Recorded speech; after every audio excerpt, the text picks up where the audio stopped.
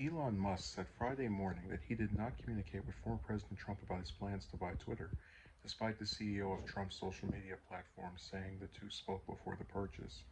In response to a New York Post article that quoted Truth Social CEO Devin Nunes saying during a Fox Business News appearance that Trump had encouraged Musk to buy Twitter, Musk denied that he was in communication with the former president. This is false, Musk said of the claim in a post on Twitter. I've had no communication directly or indirectly with Trump, who has publicly stated that he will be exclusively on Truth Social. Musk reached an agreement with Twitter in late April to buy the social media giant for approximately $44 billion. Republican members of Congress celebrate the purchase due to Musk's stated intention to restore free speech to the platform.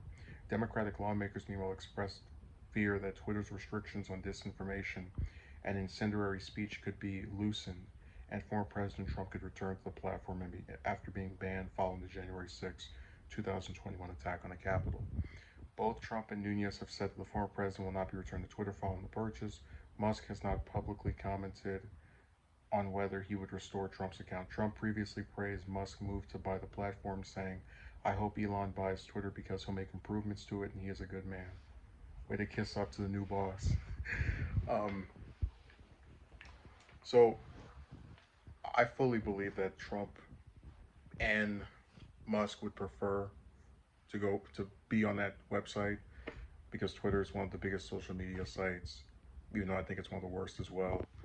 And Trump knows that he'll have a bigger audience of people seeing the stuff he's typing up online if he is on Twitter as opposed to Truth Social. But I also think that he, is trying to promote this site and kind of prop it up as being designed around you can say whatever you like and you won't be censored.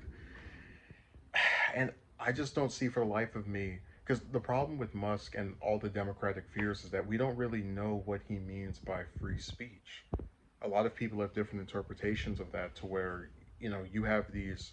We had the guy the year before last year that I talked about, who tried to say that he was against any restrictions on free speech, period, because of some misguided belief that it was automatically censorship. Basically, there should be no consequences in regards to what you say online, which I think is insane.